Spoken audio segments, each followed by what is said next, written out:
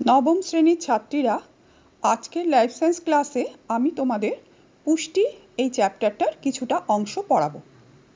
তোমরা নিশ্চয়ই দেখেছো, উপবাসে থাকলে আমরা দুর্বল হয়ে পড়ি, কাজ করার ক্ষমতা কমে আসে, দুর্বল শরীরে রোগ প্রতিরোধ ক্ষমতাও কমে আসে। তোমরা লক্ষ্য করেছো যে একজন সবল ব্যক্তি দুর্বল ব্যক্তির থেকে কম অসুস্থ হয় এবং বেশি কাজ করতে পারে। কেন? খাদ্য আমাদের কাজ করার ক্ষমতা গড়ে তোলে এবং প্রয়োজনীয় শক্তি যোগায়। প্রাণীদের ক্ষেত্রে গৃহীত আর উদ্ভিদের ক্ষেত্রে উৎপাদিত খাদ্যকে বিভিন্ন পর্যায়ের মাধ্যমে দেহের প্রোটোপ্লাজমের অংশ হিসাবে পরিণত করাই হলো পুষ্টি। পুষ্টির ধারণা: সবুজ উদ্ভিদরা খাদ্য নিজেদের দেহে অজৈব বস্তু থেকে উৎপন্ন করে আর পরজীবী জীব তা বিভিন্ন খাদ্যের উৎস থেকে সংগ্রহ করে। এই গৃহীত জটিল খাদ্যবস্তু উৎসেচকের সাহায্যে পাচিত হয়ে সরল শোষণযোগ্য খাদ্যে পরিণত হয়, যা শোষিত হয়ে জীবকোষে প্রোটোপ্লাজমের অংশে পরিণত হয়। আর খাদ্যের যে অংশ পাচিত হতে পারে না তা বহিষ্করণের মাধ্যমে দেহের বাইরে নির্গত হয়। প্রোটোপ্লাজমের অঙ্গীভূত খাদ্য জীবদেহে বিভিন্ন বিপাক্রিয়ার মাধ্যমে দেহের ক্ষয়পূরণ, বৃদ্ধি সাধন, স্থৈতিক শক্তির বৃদ্ধি ঘটায়। খাদ্য গ্রহণ, পরিপাক, শোষণ, আত্তীকরণ ও বহিষ্করণ এই দশা প্রাণীদের ক্ষেত্রে এবং উদ্ভিদের ক্ষেত্রে সংশ্লেষ ও আত্তীকরণের মাধ্যমে জীবদেহে স্থৈতিক শক্তি বৃদ্ধি করে জীবের মৌলিক ধর্মগুলো পালন করাই হলো পুষ্টি। আর জীবের এই মৌলিক ধর্মগুলো পালনের জন্য পরিবেশ থেকে সংগৃহীত জৈব আর অজৈব বস্তুগুলো হলো পরিপোষক। তাহলে পুষ্টি কাকে বলবো? পুষ্টির সংজ্ঞা আমরা কিভাবে দেব? না, যে পদ্ধতিতে জীব খাদ্য উপাদান গ্রহণ করে খাদ্যবস্তুর পরিপাক, শোষণ, আত্তীকরণ ও বহিষ্করণের মাধ্যমে অথবা সংশ্লেষ বা আত্তীকরণের মাধ্যমে দেহের বৃদ্ধি ঘটায়, ক্ষয়পূরণ করে এবং খাদ্য মধ্যস্থ স্থৈতিক শক্তিকে ব্যবহারযোগ্য শক্তিতে রূপান্তরিত করে, জীবনের এই মৌলিক ধর্মগুলো পালন করে, তাকে পুষ্টি বা নিউট্রিশন বলবো। এবারে বলবো পুষ্টির গুরুত্ব। 1. দেহ গঠন। পুষ্টির মাধ্যমে কোষস্থ প্রোটোপ্লাজমের বৃদ্ধি ঘটে, জীবদেহের ক্ষয়পূরণ হয়, নতুন কোষের সৃষ্টি হয়, ফলে জীবদেহের বৃদ্ধি ঘটে ও দেহ সুগঠিত হয়। অর্থাৎ দেহ গঠনের প্রয়োজনীয় উপাদানগুলি পুষ্টির মাধ্যমেই আসে। 2. দেহ সংরক্ষণ। দেহ সংরক্ষক পরিপোষকগুলি পুষ্টির মাধ্যমে দেহে রোগ প্রতিরোধ ক্ষমতা গড়ে তুলে দেহকে রক্ষা করে। খাদ্যের মাধ্যমে গৃহীত ভিটামিন, জল ও খনিজ লবণ এতে অংশগ্রহণ করে। 3. শক্তির ভাণ্ডার। পুষ্টি প্রক্রিয়ার মাধ্যমে খাদ্যস্থ শক্তি স্থৈতিক শক্তিরূপে জীবদেহে সঞ্চিত হয়। খাদ্যের জারণের ফলে যে শক্তি উৎপন্ন হয় তা জীবের বিভিন্ন জৈবিক কার্যগুলি পরিচালনা করে। 4. ভবিষ্যতের জন্য খাদ্য সঞ্চয়। পুষ্টি প্রক্রিয়ার মাধ্যমে জীবদেহে ভবিষ্যতের জন্য প্রয়োজনীয় খাদ্য সঞ্চিত থাকে, যা প্রয়োজনের সময় কাজে লাগে। 5. দেহকে কর্মক্ষম রাখা। পুষ্টি প্রক্রিয়া দেহের ক্ষয়পূরণ করে দেহকে স্বাভাবিক কাজের উপযোগী করে তোলে, অর্থাৎ দেহের কার্যক্ষমতা বজায় রাখে। উষ্ণ রক্তের প্রাণীদের দেহতাপ বজায় রাখতে পুষ্টি প্রক্রিয়াটা সাহায্য করে। খাদ্য ও খাদ্যের ব্যবহার। যেসব আহার্য সামগ্রী গ্রহণ করলে জীবদেহের বৃদ্ধি, পুষ্টি ও ক্ষয়পূরণ হয় এবং কাজ করার জন্য ও জৈবিক ক্রিয়া নিয়ন্ত্রণের জন্য প্রয়োজনীয় শক্তি সরবরাহ হয়, তাদের খাদ্য বলে। যেসব কারণে খাদ্য ব্যবহৃত হয় সেগুলো হলো: 1. শক্তি উৎপাদন। খাদ্য হলো শক্তির উৎস। 1 গ্রাম শর্করা, প্রোটিন ও ফ্যাট দহন হলে যথাক্রমে 4.1 ও 9.3 কিলো ক্যালোরি তাপশক্তি উৎপন্ন হয়। একজন পূর্ণবয়স্ক সুস্থ কর্মশীল ব্যক্তির প্রত্যহ 2500 থেকে 3000 কিলো ক্যালোরি শক্তির প্রয়োজন। 2. রোগ প্রতিরোধ। খাদ্য উপাদান ভিটামিন বিভিন্ন রোগ প্রতিরোধে মুখ্য ভূমিকা গ্রহণ করে, যেমন ভিটামিন এ রাতকানা, vitamin D rickets, vitamin E বন্ধ্যাত্ব, ভিটামিন কে রক্তক্ষরণ, ভিটামিন বি কমপ্লেক্স বেরি, রক্তাল্পতা, গ্লসাইটিস ইত্যাদি এবং ভিটামিন সি স্কারভি রোগ প্রতিরোধ করে। বৃদ্ধি ও ক্ষয়পূরণ। খাদ্যের প্রোটিন উপাদান দেহ গঠন, দেহের বৃদ্ধি ও ক্ষয়পূরণে সাহায্য করে। দেহে প্রোটিনের অভাব ঘটলে শিশুদের কোয়াশিয়রকর ও প্রোটিন ও ক্যালোরির অভাব ঘটলে ম্যারাসমাস রোগ হয়। পরিপোষক কাকে বলে? পরিবেশ থেকে সংগৃহীত যেসব জৈব ও অজৈব বস্তু জীবের জৈবনিক প্রক্রিয়াগুলো বজায় রাখতে সাহায্য করে তাকে পরিপোষক বলে। পরিপোষক দু রকম, একটা শক্তি উৎপাদক, একটা দেহ সংরক্ষক। শক্তি উৎপাদক কি না, জীবের ক্ষয়পূরণ, দেহ গঠন, শক্তি উৎপাদনে সক্ষম পরিপোষকগুলো হলো শক্তি উৎপাদক পরিপোষক, যেমন কার্বোহাইড্রেট, প্রোটিন ও ফ্যাট। দেহ সংরক্ষক পরিপোষক শক্তি উৎপাদনে অক্ষম কিন্তু দেহের প্রতিরোধ ক্ষমতা গড়ে দেহ সংরক্ষণে সাহায্যকারী পরিপোষকগুলো হলো দেহ সংরক্ষক পরিপোষক, যেমন ভিটামিন, খনিজ লবণ, জল। খাদ্য। জীবদেহে গৃহীত যে সকল আহার্য বস্তু দেহের পুষ্টি, ক্ষয়পূরণ, বৃদ্ধি সাধন ও প্রয়োজনীয় শক্তি উৎপাদন এবং রোগ নিরাময় ক্ষমতা গড়ে তোলে তাকে খাদ্য বলে।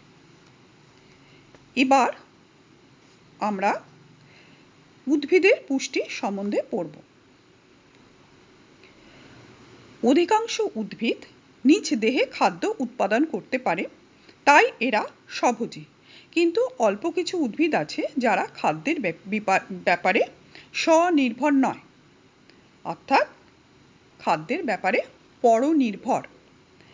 উদ্ভিদের পুষ্টিকে আমরা দু ভাগে ভাগ করতে পারি, একটা হচ্ছে স্বভোজী পুষ্টি, একটা হচ্ছে পরভোজী পুষ্টি।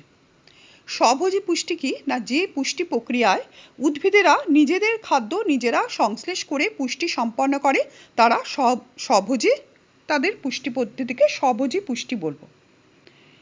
তার মানে যে পুষ্টি পদ্ধতিতে উদ্ভিদ পরিবেশ থেকে বিভিন্ন জৈব অজৈব বস্তু সংগ্রহ করে তরল ও গ্যাসীয় পদার্থের সমন্বয়ে নিজের দেহে খাদ্য সংশ্লেষ করে পুষ্টি সম্পন্ন করে, সেটা হচ্ছে স্বভোজী পুষ্টি। নিজের দেহে খাদ্য উৎপাদনে সক্ষম বলে এই জীবকে স্বভোজী জীব বলছে। হ্যাঁ, স্বভোজী পুষ্টি পদ্ধতিকে হলোফাইটিক পুষ্টি বলে। এই স্বভোজী পুষ্টির দুটি পর্যায় আছে, সংশ্লেষ ও আত্তীকরণ। সংশ্লেষ হলো স্বভোজী পুষ্টির প্রথম পর্যায়, যেখানে পরিবেশ থেকে গৃহীত সরল অজৈব বস্তুর সাহায্যে জৈব খাদ্য বস্তু উৎপন্ন হয়। অর্থাৎ সালোকসংশ্লেষ প্রক্রিয়ায় যে নিজ দেহে খাদ্য উৎপন্ন করে উদ্ভিদেরা, এই পর্যায়টা হচ্ছে সংশ্লেষ। আর দ্বিতীয় পর্যায়টাকে বলছে আত্তীকরণ, সেটা হচ্ছে স্বভোজী পুষ্টির দ্বিতীয় পর্যায়। উদ্ভিদরা কি করে না, সংশ্লেষিত খাদ্য প্রোটোপ্লাজমীয় অংশে পরিণত করে, এই পর্যায়টাকে বলছে আত্তীকরণ। তাহলে সংশ্লেষ এবং আত্তীকরণ এই দুটো পর্যায় হলো স্বভোজী উদ্ভিদের পর্যায়। এবার বলি পরভোজী পুষ্টি। যে পুষ্টি পদ্ধতিতে নিজ দেহে খাদ্য সংশ্লেষে অক্ষম জীব অপর কোনো জীব বা মৃত জৈব পদার্থ বা আশ্রয়দাতার জীবদেহ থেকে পুষ্টি রস সংগ্রহ করে পুষ্টি লাভ করে তাকে পরভোজী পুষ্টি বলে। নিজ দেহে খাদ্য উৎপাদনে অক্ষম এই প্রকার জীবকে পরভোজী জীব বলে। যেমন ছত্রাক হতে পারে, স্বর্ণলতা হতে পারে, বেনেবৌ ইত্যাদি বিভিন্ন রকম উদ্ভিদ। তাহলে কি হলো না, যে পুষ্টি প্রক্রিয়ায় উদ্ভিদ নিজেদের খাদ্য নিজেরা সংশ্লেষ করতে পারে না, অপর আশ্রয়দাতার দেহ থেকে বা মৃত জৈব বস্তু থেকে পুষ্টিরস শোষণ করে পুষ্টি সম্পন্ন করে তাকে পরভোজী পুষ্টি বলবো। এই পরভোজী পুষ্টি আবার 4 রকমের হয়: পরজীবী পুষ্টি, মৃতজীবী পুষ্টি, মিথজীবী পুষ্টি এবং পতঙ্গভুক পুষ্টি। এবার এক এক করে এগুলো বলছি। প্রথমে বলছি পরজীবী পুষ্টি। যে পুষ্টি পদ্ধতিতে পরভোজী জীব অপর কোনো জীবের উপর বসবাস করে সেই আশ্রয়দাতা বা পোষকের দেহ থেকে পুষ্টিরস সংগ্রহ করে পুষ্টি সম্পন্ন করে তাকে পরজীবী পুষ্টি বলে। এই পুষ্টি পদ্ধতিতে পরজীবী উপকৃত হয়, পোষক ক্ষতিগ্রস্ত হয়। পরজীবী পুষ্টি সম্পন্নকারী জীবকে পরজীবী জীব বলে। তাহলে যে পুষ্টি প্রক্রিয়ায় কোনো সজীব পোষকের দেহ থেকে পুষ্টিরস শোষণ করে পুষ্টি সম্পন্ন হয়, ফলে পোষক ক্ষতিগ্রস্ত হয় এবং পরজীবী উপকৃত হয়, তাকে পরজীবী পুষ্টি বলে। যেসব উদ্ভিদ পরজীবী পুষ্টি সম্পন্ন করে তাহলে তাকে পরজীবী উদ্ভিদ বলে, যেমন স্বর্ণলতা, রাফ্রেসিয়া ইত্যাদি। তাহলে এখানে হলো যেটা যে এই সব ক্ষেত্রে এই সব পুষ্টি মানে পরজীবী পদ্ধতিতে পুষ্টি অর্জন করে যেসব উদ্ভিদ, তারা অন্য কোনো উদ্ভিদের দেহে আশ্রয় নেয় এবং সেখান থেকে পুষ্টিরস শোষণ করে, কিন্তু বিনিময় আশ্রয়দাতাকে কোনো রকম সাহায্য করে না। আচ্ছা, এই পরজীবী পুষ্টি পূর্ণ পরজীবী আর আংশিক পরজীবীতে বিভক্ত। যেসব উদ্ভিদ পুষ্টির জন্য সম্পূর্ণভাবে পোষক জীবের উপর নির্ভরশীল তাদের পূর্ণ পরজীবী বলে, যেমন স্বর্ণলতা। আর যেসব উদ্ভিদ পুষ্টির জন্য পোষক উদ্ভিদের উপর আংশিকভাবে নির্ভরশীল তাদের আংশিক পরজীবী বলে, যেমন শ্বেতচন্দন। এখানে আমরা ছবিতে দেখতে পাচ্ছি এটা একটা স্বর্ণলতা উদ্ভিদের ছবি। হ্যাঁ, দেখো এই গাছটা, এই লতাটা কি হচ্ছে, আর একটা উদ্ভিদকে অবলম্বন করে তার দেহে আশ্রয় নিয়েছে এবং তার দেহ থেকে এরা পুষ্টিরস শোষণ করছে। তাহলে আশ্রয় এবং খাদ্য দুটোই কিন্তু এরা পোষক বা আশ্রয়দাতা থেকে নেয়, কিন্তু বিনিময়ে আশ্রয়দাতাকে কোনো সাহায্য করে না। এর ফলে কি হচ্ছে, সে নিজে উপকৃত হচ্ছে কিন্তু আশ্রয়দাতা ক্ষতিগ্রস্ত হচ্ছে। এই ধরনের পুষ্টি পদ্ধতিকে বলবো পরজীবীয় পুষ্টি। আচ্ছা, এইটা হচ্ছে স্বর্ণলতা হচ্ছে খাদ্যের এই আশ্রয়দাতার উপর খাদ্যের ব্যাপারে সম্পূর্ণরূপে নির্ভরশীল, সেই জন্য একে বলবো পূর্ণ পরজীবী। আর এখানে দেখো এটা শ্বেতচন্দন গাছ। শ্বেতচন্দন কিন্তু পুষ্টির ব্যাপারে অন্যের উপর আংশিকভাবে নির্ভরশীল, এই জন্য শ্বেতচন্দনকে আমরা বলবো আংশিক পরজীবী উদ্ভিদ।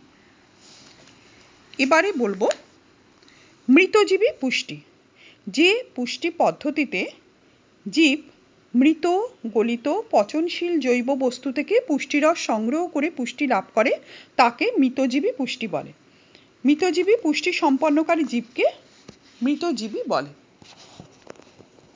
তাহলে কয়েক ধরনের ছত্রাক আছে যারা কি ধরো মানব দেহের তালু, গ্রীবা, কোমর ইত্যাদি বিভিন্ন স্থানে জন্মায় আর মৃতজীবী প্রক্রিয়ায় পুষ্টি লাভ করে। বা ধরো কোনো ভেজা কাঠ কি ভেজা চামড়ার কোনো বস্তু আছে, তার উপর জন্মে সেখান থেকেই পুষ্টিরস গ্রহণ করে, তাহলে এরা মৃত, পচা বা গলিত বস্তুর উপর জন্মাচ্ছে এবং সেখান থেকেই পুষ্টিরস আহরণ করছে। এই জন্য এদের পুষ্টি পদ্ধতিকে বলছে মৃতজীবীয় পুষ্টি, এবং এই সব উদ্ভিদকে বলছে মৃতজীবী উদ্ভিদ। হ্যাঁ, যেমন বিভিন্ন ধরনের ছত্রাক হচ্ছে এর উদাহরণ, এই মৃতজীবীর উদাহরণ। হ্যাঁ, মৃতজীবী পুষ্টিতে দেখা যায় যে এক্ষেত্রেও এরা মৃতজীবী যারা হয় তারাও দু ধরনের হয়, পূর্ণ মৃতজীবী এবং আংশিক মৃতজীবী।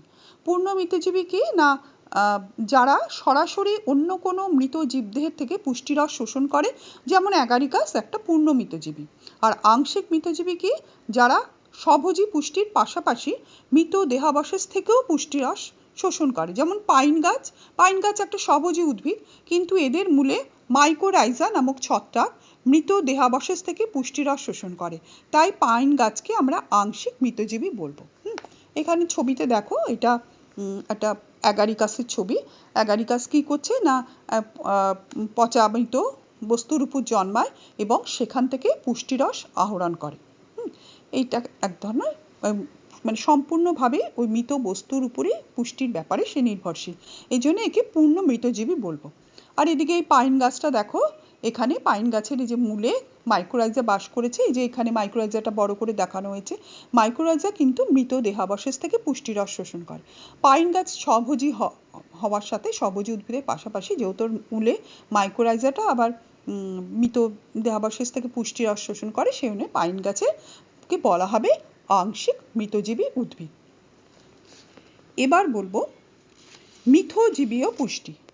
যে পুষ্টি পদ্ধতিতে দুটি জীব একসঙ্গে থেকে একে অপরের সাহায্যে জীবন ধারণ করে, ফলে উভয়ই উপকৃত হয়, তাকে মিথজীবী পুষ্টি বলে। মিথজীবী পুষ্টি সম্পন্ন জীবকে মিথজীবী জীব বলে। মিথজীবী জীবের পরস্পর সহাবস্থানের রীতিকে মিথজীবিতা বা সিম্বায়োসিস বলে। তাহলে কি বলছে না, যে পুষ্টি প্রক্রিয়ায় দুটো বিভিন্ন প্রকার জীব পরস্পরের উপর নির্ভরশীলভাবে বসবাস করে এবং পুষ্টি সম্পন্ন করে, ফলে উভয় উপকৃত হয়, তাকে মিথজীবীয় পুষ্টি বলছে। মিথজীবী পুষ্টি সম্পন্নকারী উদ্ভিদকে মিথজীবী উদ্ভিদ বলছে। উদাহরণ হচ্ছে লাইকেন, রাসনা, গছপিপুল ইত্যাদি। আচ্ছা, এই যে লাইকেন একাধারে শৈবাল আর ছত্রাক নিয়ে গঠিত। ছত্রাক মৃত জৈব পদার্থ থেকে পুষ্টিরস শোষণ করে শৈবালকে দেয়। অপরদিকে শৈবাল সালোক সংশ্লেষ প্রক্রিয়া খাদ্য সংশ্লেষ করে এবং সেই খাদ্য কিছুটা ছত্রাককে সরবরাহ করে। তাহলে এখানে আমরা কি দেখছি না, পরস্পরের সহযোগিতায় জীবন ধারণ হচ্ছে। শৈবালও ছত্রাককে কিছু দিচ্ছে, বিনিময়ে ছত্রাকও শৈবালকে কিছু দিচ্ছে। এইভাবে পরস্পরের সহযোগিতা জীবন ধারণ করে যে পুষ্টি পদ্ধতি, তাকে আমরা বলবো মিথজীবীয় পুষ্টি। এখানে ছবিতে দেখো যে এটা একটা লাইকেনের ছবি, যার দেহ শৈবাল আর ছত্রাকে সম্মিলিতভাবে গঠিত। হ্যাঁ, এখানে শৈবাল অংশটা কি করছে, সালোক সংশ্লেষ পদ্ধতিতে খাদ্য প্রস্তুত করে ছত্রাককে দিচ্ছে, আর ছত্রাক কি করছে না, সমস্ত অজৈব যে লবণ শোষণ করে জৈব পদার্থ থেকে বিভিন্ন পুষ্টিরস, হ্যাঁ, একাধারে যে মৃত জৈব পদার্থ থেকে পুষ্টিরস শোষণ করে শৈবালকে দিচ্ছে। আচ্ছা, এখানে দেখো আর একটা উদাহরণ দেখানো হয়েছে। এটা হচ্ছে রাইজোবিয়াম। এটা মটর জাতীয় গাছের মূলে অর্বুদের মধ্যে বাস করে। এই যে মূলের মধ্যে গোল গোল অংশগুলো দেখছো, আলুর মতো গোল গোল অংশ, এগুলোকে বলে অর্বুদ। এই অর্বুদের মধ্যে একরকম ব্যাকটেরিয়া বাস করে, ব্যাকটেরিয়াটার নাম হচ্ছে রাইজোবিয়াম। হ্যাঁ, রাইজোবিয়াম কি করে না, বায়ু থেকে নাইট্রোজেন শোষণ করে গাছকে দেয়। বিনিময়ে গাছের থেকে এরা আশ্রয় এবং পুষ্টি পায়। তাহলে গাছ যেমন এদের সাহায্য করছে, আশ্রয় এবং পুষ্টিরস দিয়ে সাহায্য করছে, বিনিময়ে এরাও গাছকে নাইট্রোজেন দিয়ে সাহায্য করছে। এইভাবে পরস্পরের সহযোগিতায় জীবন ধারণ করে যে পুষ্টি, তাকে আমরা বলবো মিথজীবীয় পুষ্টি। ঠিক আছে, মিথজীবী পুষ্টি বুঝেছ? আচ্ছা, মিথজীবী পুষ্টির মধ্যে তাহলে উদাহরণ আমরা কি কি বলবো, একটা পড়লাম রাইজোবিয়াম, আর একটা বলছি যে লাইকেন। এবারে বলবো পতঙ্গভুক উদ্ভিদ। যেসব উদ্ভিদ নাইট্রোজেন ঘটিত খাদ্যের জন্য পতঙ্গ ধরে তাদের দেহ থেকে পুষ্টিরস শোষণ করে পুষ্ট হয়, তাদের পতঙ্গভুক বা ইনসেক্টিভোরাস বলে। পতঙ্গভুক উদ্ভিদের পুষ্টিকে পতঙ্গভুক পুষ্টি বলে।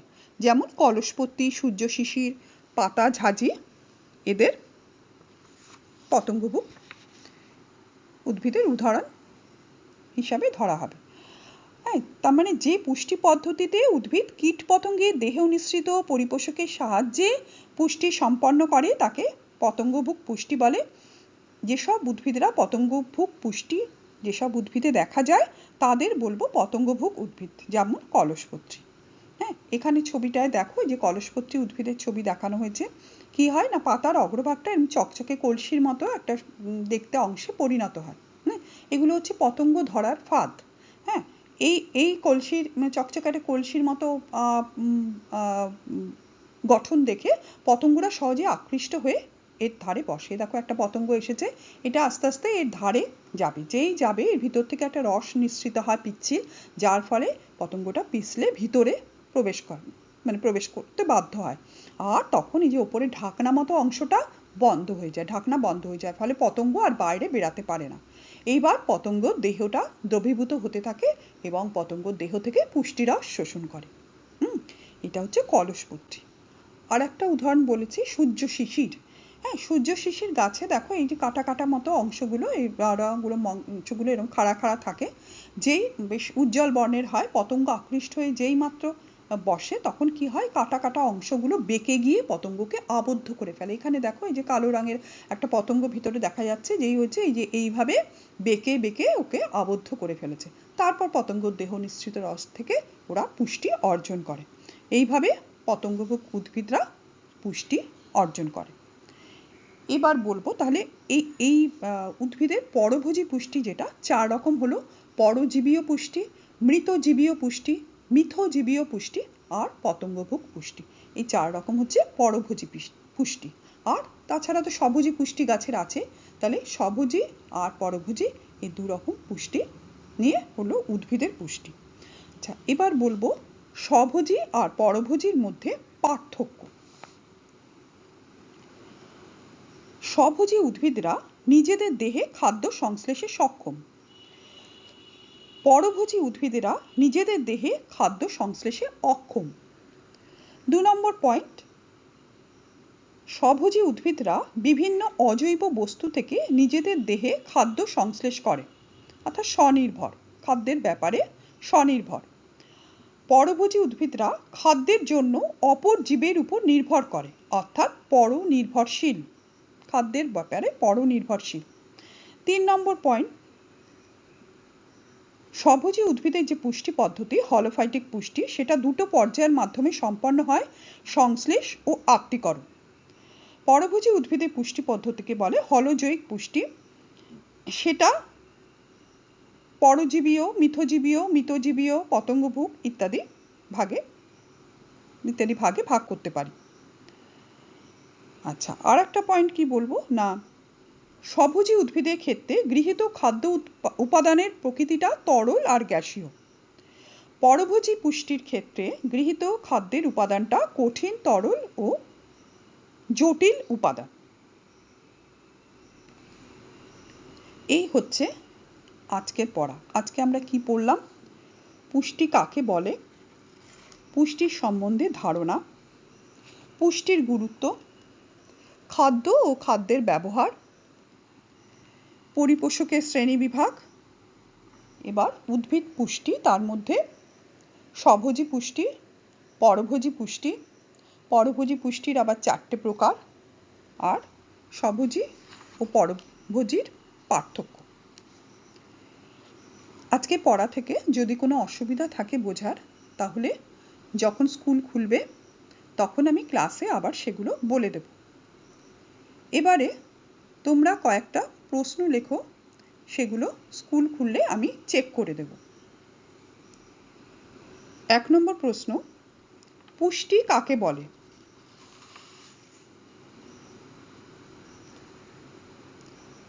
2 নম্বর, পুষ্টির গুরুত্ব লেখো।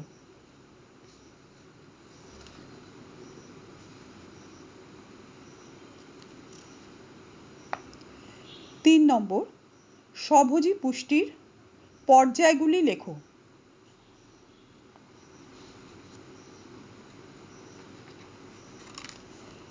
4 নম্বর, একটি উদাহরণ সহ মিথজীবীয় পুষ্টি বুঝিয়ে দাও।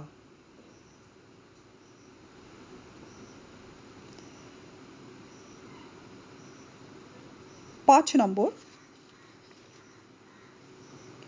পতঙ্গভোগ উদ্ভিদ কিভাবে পতঙ্গের শরীর থেকে পুষ্টি অর্জন করে।